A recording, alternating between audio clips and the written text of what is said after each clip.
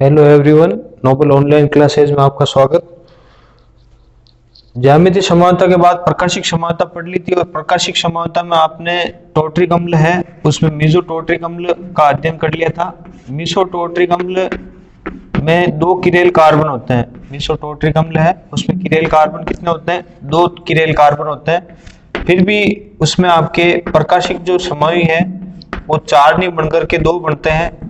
वो क्यों बनते हैं? तो उसका मैंने आपको बताया था कि इसमें दो किरेल कार्बन है वो अपने दर्पण प्रतिबिंब पर अध्यारोपित हो जाता है। ये मेसोटोट्रिक अम्ल है, उसका एरिथ्रो रूप है। कौन सा रूप है? एरिथ्रो रूप। जो पिछले वीडियो में मैंने बताया था आपको, एरिथ्रो रूप है, उसमें सममिति अक्ष उपस्थित होता है। कौन सा अक्ष होता है? सममिति अक्ष। सममिति अक्ष उपस्थित होने के कारण वो अपने दर्पण प्रतिबिंब पर अध्यारोपित हो जाता है और अध्यारोपित होने के कारण वो प्रकाशिक समूह का निर्माण नहीं करता है। प्रकाशिक समूह का निर्माण नहीं करेगा, प्रकाशिक समूह का निर्माण नहीं होगा। तो जो थ्रियो रूप है, थ्रियो रूप, उसी से ही प्रकाशिक समूह का निर्माण होगा। तो प्रकाशिक समूह कितने बनेंगे थ्रियो रूप में? दो, क्योंकि किरेल कार्बन 2 की पावर n 2 की पावर 2 बराबर 4 बनने चाहिए। 4 की जगह कितने बनेंगे? दो ही आपके प्रकाशिक समूह का निर्माण होगा। एरिथ्रो रूप में प्रकाशिक समूह का निर्माण नहीं होगा क्योंकि सममिति अक्ष है, वो प्रकाशिक समूह प्रदर्शित नहीं करेंगे। ठीक है, इसका अध्ययन आपने कर लिया था। उसका कारण था आंतरिक प्रतिकार। उसका कारण क्या था? आंतरिक प्रतिकार। अब आंतरिक प्रतिकार के बाद आता है बाह्य प्रतिकार। बाह्य प्रतिकार के कारण रेशिमिक मिश्रण का निर्माण होता है। रेशिमिक मिश्रण का निर्माण होता है। रेशिमिक मिश्रण व रेशिमीकरण किसे कहते हैं? रेशिमीकरण।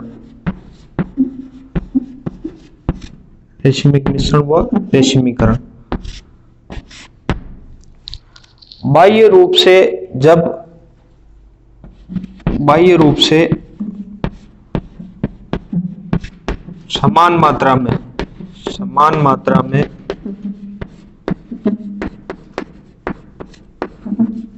डी रूप 50% डी रूप तथा 50%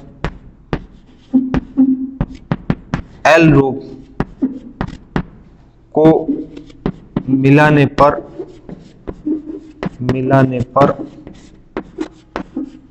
निर्मित मिश्रण को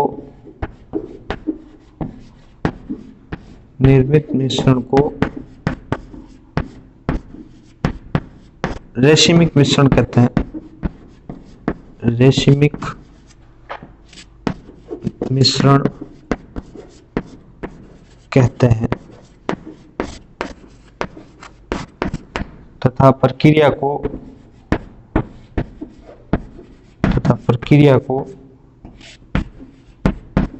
रेशिमीकरण कहते हैं।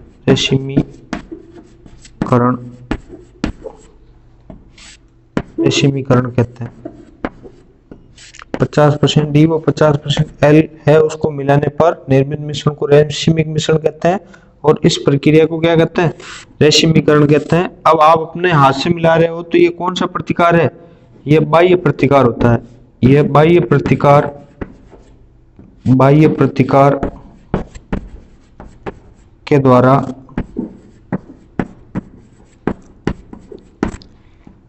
निर्मित मिश्रण होता है। बाह्य प्रतिकार द्वारा निर्मित मिश्रण होता है।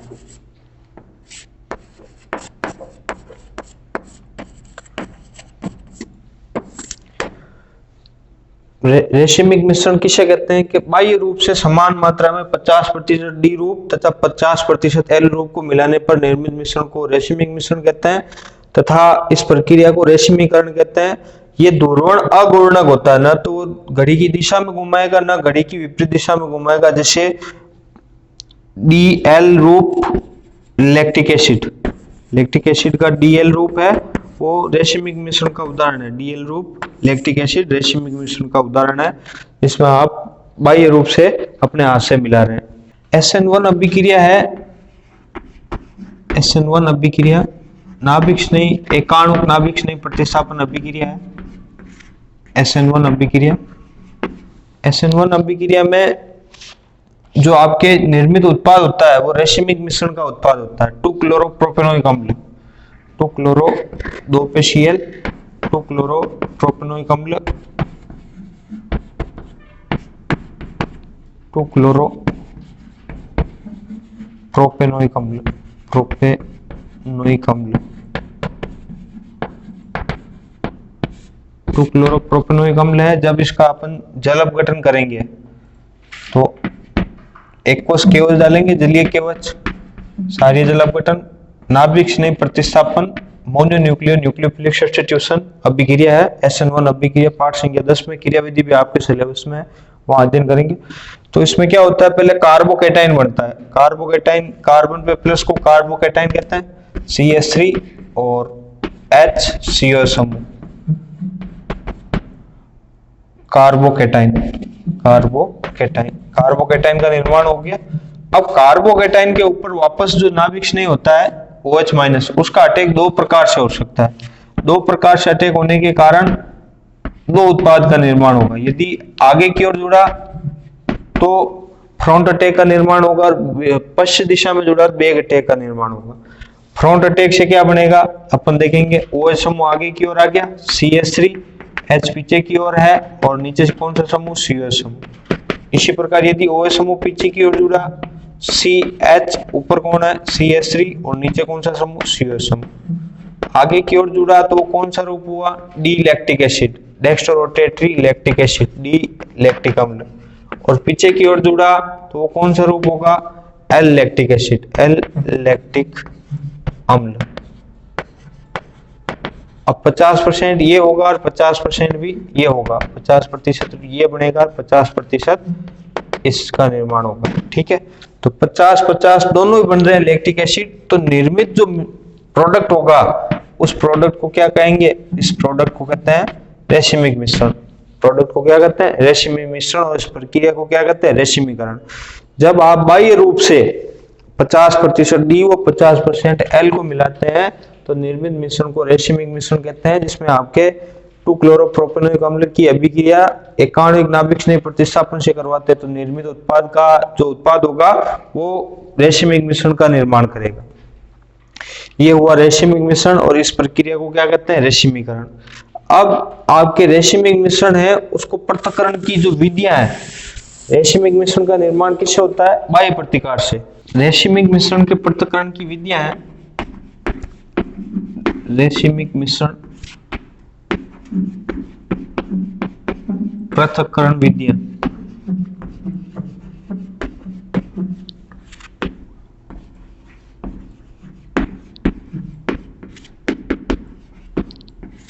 सेपरेशन मेथड है, उसमें एक नंबर है आपके यांत्रिक वियोजन, यांत्रिक वियोजन।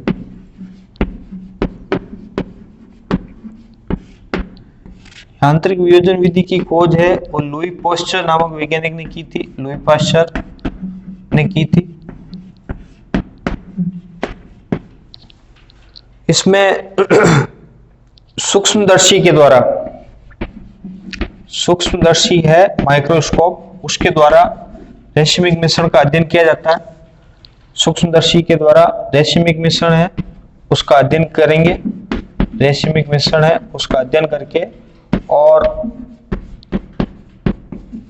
फोर्सेप, फोर्सेप का मतलब चिमटी, चिमटी होती है फोर्सेप बायो में, उसकी सहायता से डी व एल रूप को माइक्रोस्कोप में देख लिया, D/L रूप को चिमटी की सहायता से सेपरेट कर लेते हैं। चिमटी फोर्सेप है उसकी सहायता से क्या कर लेते हैं, सेपरेट कर लेते हैं। इसको कहते हैं फिजिकल डिसऑर्डरनेस, यांत्रिक वियोजन। यांत्रिक वियोजन में क्या करते हैं, लुई पाश्चर ने इसकी खोज की थी। सूक्ष्मदर्शी के द्वारा रेशिमिक मिश्रण का अध्ययन किया जाता है, देखा जाता है, और रेशिमिक मिश्रण को फिर आप उसमें से फोर्सेप मतलब चिमटी की सहायता से D/L रूप में से एक को पृथक कर लेते हैं। ठीक है, तो ये हुई आपके यांत्रिक वियोजन विधि।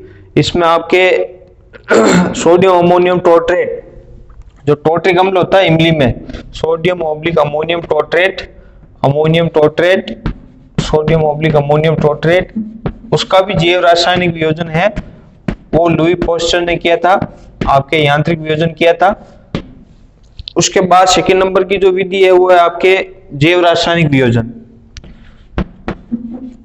जैव रासायनिक वियोजन, जैव रासायनिक वियोजन में विशेष प्रकार के छोटे सूक्ष्म जीव उत्पन्न किए जाते हैं। ये सूक्ष्म जीव क्या होते हैं, डी या एल रूप में से एक को नष्ट कर देते हैं तथा एक रूप है वो सुरक्षित रह जाता है।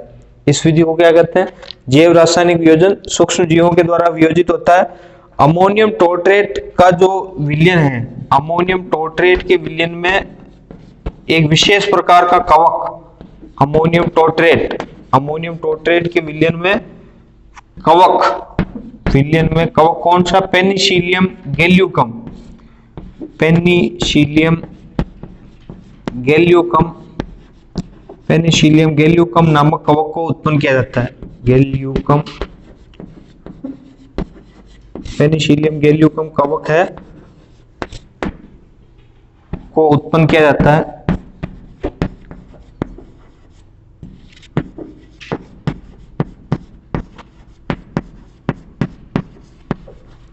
जिससे यह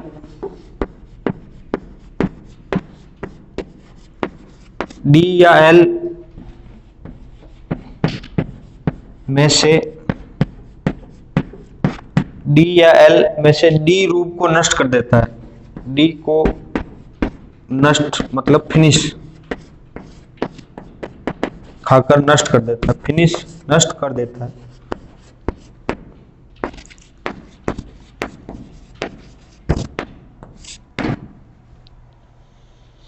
जैव रासायनिक वियोजन विधि इस सिद्धांत पर आधारित है कि जो रेशमिक मिश्रण का विलयन होता है उस विलयन में छोटे सूक्ष्म जीवों को उत्पन्न किया जाता है। वो सूक्ष्म जीव ये दोनों रूप में से एक रूप को नष्ट कर देते हैं। अमोनियम टोट्रेट है, उसके विलयन को सेपरेट करना है रेशमिक मिश्रण को, तो उसमें पेनिसिलियम गैलियोकम नामक कवक को उत्पन्न किया जाता है, जिसमें से डी या एल रूप में से डी को क्या कर देता है, डी को नष्ट कर देता है, वो एल रूप सुरक्षित रह जाता है। इसलिए इस विधि को क्या कहते हैं, जैव रासायनिक वियोजन। 3 नंबर की जो विधि है उसका नाम है आपके कॉलम क्रोमेटोग्राफी, स्तंभ वर्ण लेखिकी अधिशोषण के सिद्धांत पर आधारित है। एडजॉर्प्शन अधिशोषण, प्रिंसिपल एडजॉर्प्शन है उस पर आधारित है, अधिशोषण के सिद्धांत पर आधारित है, अधिशोषण के सिद्धांत पर आधारित है। इसमें स्तंभ का निर्माण किया जाता है और स्तंभ के ऊपर ब्यूरेट टाइप स्तंभ होता है, कॉलम, और उसमें विलयन को प्रवाहित किया जाता है। रेशमिक मिश्रण है उसको प्रवाहित किया जाता है, तो उसमें से जो भिन्न भिन्न घटक का अधिशोषण भिन्न भिन्न रूप से होता है और उसमें से भिन्न भिन्न रूप को सेपरेट कर लिया जाता है। भिन्न भिन्न रूप को क्या कर लिया जाता है, पृथक पृथक कर लिया जाता है। रेशमिक मिश्रण में से उसको भिन्न भिन्न रूप को पृथक कर लिया जाता है। अधिशोषण के सिद्धांत है उस पर आधारित है स्तंभ वर्ण लेखिकी। नंबर 4 है वो है आपके रासायनिक विधि।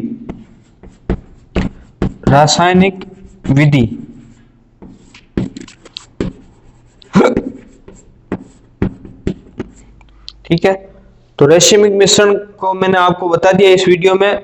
रेशमिक मिश्रण कहते हैं, आपके दिमाग में आ जाना चाहिए कि बाह्य रूप से 50% डी व 50% एल को मिलाने पर निर्मित मिश्रण को रेशमिक मिश्रण कहते हैं तथा इस प्रक्रिया को रेशमीकरण कहते हैं। वो प्रकाशिक समवायों के प्रति ध्रुवण आघूर्णक हो जाता है। उदाहरण में आपको SN1 अभिक्रिया लिखनी है। SN1 अभिक्रिया में निर्मित आपके लैक्टिक अम्ल है, डी व एल रूप है, वो आपके रेशमिक मिश्रण का उदाहरण होगा।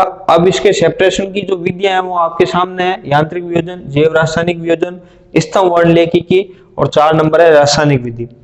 यांत्रिक वियोजन की खोज लुई पोस्टर ने की थी। आप देख करके उसमें से डी व एल को फोर्सेप की सहायता से सेपरेट कर सकते हैं, उदाहरण सोडियम अमोनियम टोट्रेट में।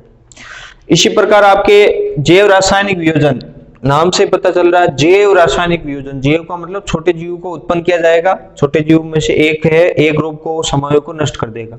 अमोनियम टोट्रेट के विलयन में पेनिसिलियम गैलियोकम नामक कवक को उत्पन्न किया जाता है। उदाहरण इंपॉर्टेंट है, नाम याद नहीं रखोगे तो उसमें आपके नंबर भी नहीं आएंगे, नाम याद रखने पड़ेंगे आपको। अमोनियम टोट्रेट के सॉल्यूशन है, उसमें कौन सा कवक, पेनिसिलियम गैलियोकम कवक को उत्पन्न किया जाता है। अब ये भी ध्यान रखना है, डी या एल रूप में से किसको नष्ट करता है, तो डी को नष्ट करता है। किसको नष्ट करता है, डी को, एल रूप सुरक्षित रह जाता है। इसके बाद है स्तंभ वर्णलेखी की, थर्ड नंबर। स्तंभ वर्णलेखी कौन से सिद्धांत पर आधारित है, अधिशोषण के सिद्धांत पर आधारित है। जो रेशिमिक मिश्रण में पहले अधिशोषित होगा वो आपके नीचे की ओर चला जाएगा, और जो कम अधिशोषित होगा वो ऊपर की ओर रह जाएगा। कॉलम की सहायता से ब्यूरेट में जो आपके पाइप लगी हुई है उससे आपको सेपरेट कर लेंगे। 4 नंबर की जो विधि है वो रासायनिक विधि है। रासायनिक विधि इस सिद्धांत पर आधारित है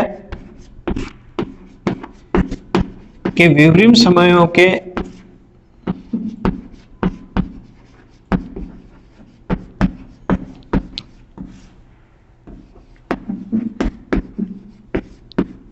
विभिन्न समावयवियों के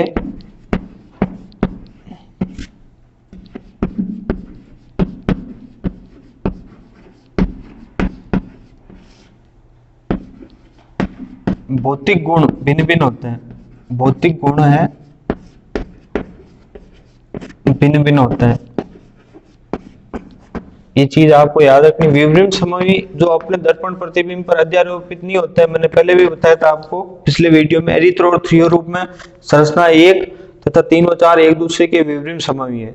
विवरण समवियों के फिजिकल प्रॉपर्टी होती है वो चेंजेबल होती है, भौतिक गुणधर्म भिन्न भिन्न होते हैं। उसके आधार पर जैसे आपने कोई भी प्रकाशिक समवायु है, प्रकाशिक समवायु को किस में कन्वर्ट किया, प्रकाशिक समवायु को विवरण समवायु में आपको परिवर्तित करना पड़ेगा। प्रकाशिक समवायु है, प्रकाशिक समवायु को किस में कन्वर्ट किया, विवरण समवायु में, विवरण समावयवी है उसमें परिवर्तित किया। विवरण समवायु के भौतिक गुण भिन्न होते हैं। इनके क्या होता है, फिजिकल प्रॉपर्टी होती है वो वेरिएबल होती है, भौतिक गुण होते हैं वो भिन्न होते हैं। भौतिक गुण भिन्न होने के कारण उन्हें सेपरेशन किया जा सकता है, जल अपघटन है या और कोई विधि के द्वारा आप 50 डी व एल रूप को क्या कर सकते हैं, डी रूप व एल रूप को पृथक कर सकते हैं। पर प्रकाशिक समवायु को पृथक नहीं किया जा सकता है, पृथक नहीं किया जा सकता क्योंकि उनके भौतिक गुण क्या होता है, समान होता है। विवरण समवायु के भौतिक गुण भिन्न होते हैं। भौतिक गुण भिन्न होने के कारण इनके जल अपघटन विधि के द्वारा इन्हें डी व एल रूप में परिवर्तित किया जा सकता है। ये कौन सी विधि हो गई, ये आपके अंतिम विधि हो गई, रासायनिक विधि। तो इसमें आपने जो प्रकाशिक समवायु है उनका रेशिमिक मिश्रण क्या होता है, बाह्य रूप से मिलाना, और उनके पृथक्करण की जो 4 विधियां हैं जिसका अध्ययन आपने किया, यांत्रिक वियोजन, जैव रासायनिक वियोजन, उसके बाद आपके स्तंभ वर्णलेखी और रासायनिक विधि। उसके पश्चात अपन फिशर प्रक्षेपण सूत्र है उसका अध्ययन करेंगे। फिशर प्रक्षेपण सूत्र,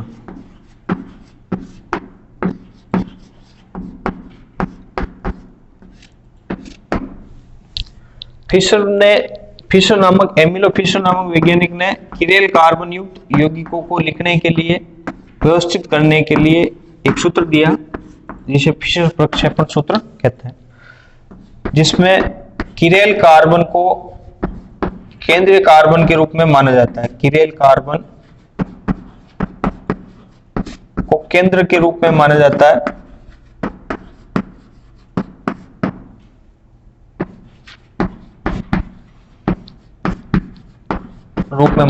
है, जिसमें एक ऊर्ध्वाधर तथा क्षैतिज रेखा खींची जाती है,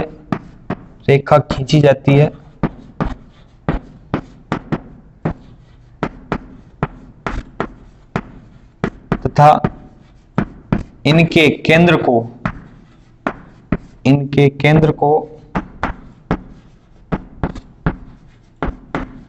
किरेल केंद्र कहते हैं।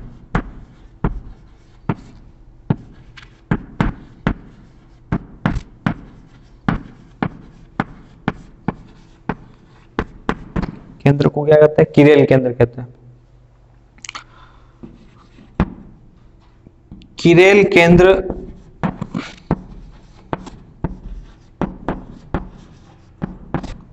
पर उपस्थित प्रतिस्थापी को क्षैतिज रेखा के दोनों तरफ लिखते हैं। क्षैतिज रेखा के दोनों तरफ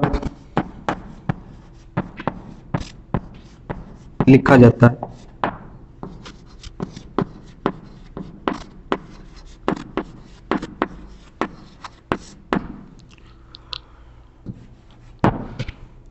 मुख्य श्रृंखला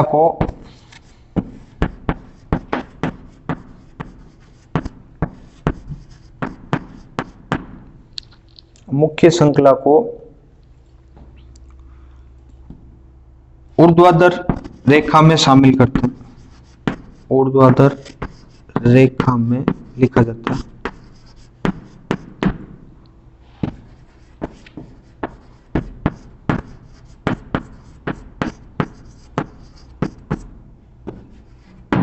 जीरो 180, 360 डिग्री पर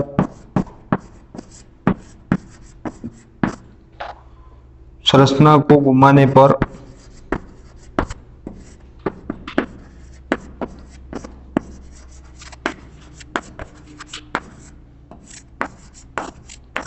वही विन्यास प्राप्त होता है।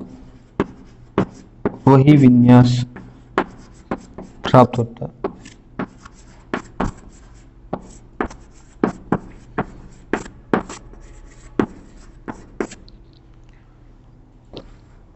नब्बे 270 विषम में विन्यास परिवर्तित होता है। में विन्यास परिवर्तित होता है।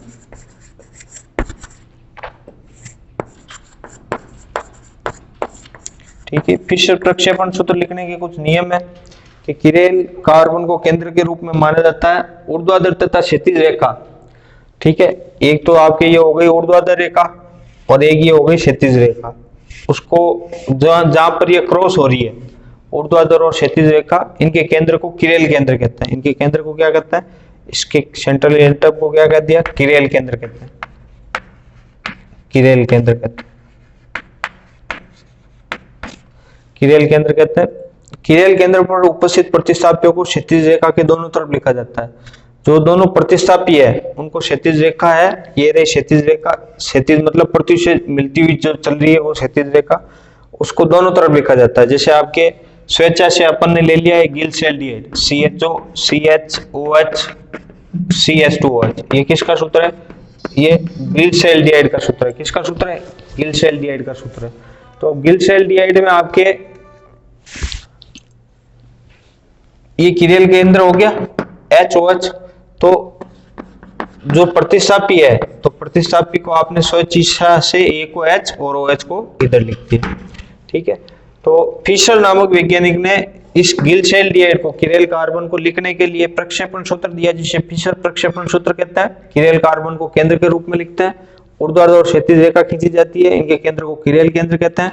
किरेल केंद्र पर उपस्थित प्रतिस्थापियों को क्षैतिज रेखा के दोनों तरफ लिखा जाता है। क्षैतिज रेखा के दोनों तरफ लिख दिया।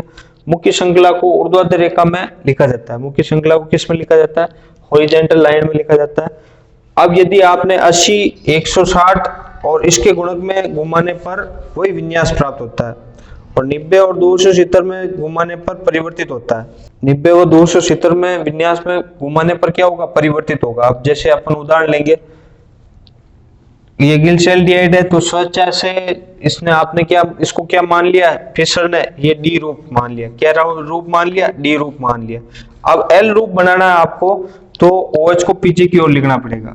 एल रूप में OH को कहां लिखना पड़ेगा? पीछे की ओर लिखना पड़ेगा।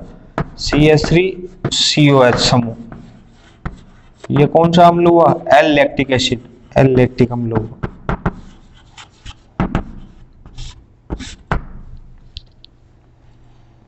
इसी प्रकार आपके टू ब्यूटेनॉल है, टू ब्यूटेनॉल, उसके डी और एल समूह का निर्माण करना है, फिशर प्रक्षेपण सूत्र का निर्माण करना है टू ब्यूटेनॉल का।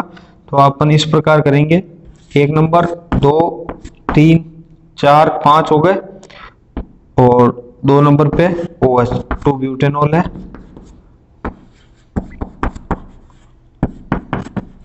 तो यदि OH समूह आगे की ओर है सेम गिल्चेल्डिहाइड की तरह, तो कौन सा रूप हो गया, डी रूप हो गया, किरेल कार्बन हो गया ये। और यदि आपने इसको 90 डिग्री के गुणक में घुमाया है 90 डिग्री में, तो OH समूह पीछे की ओर चला गया और H इधर आ गया, CH3, और नीचे कौन हो गया, C2H5। तो ये कौन सा हो गया आपके टू ब्यूटेनॉल का L रूप हो गया।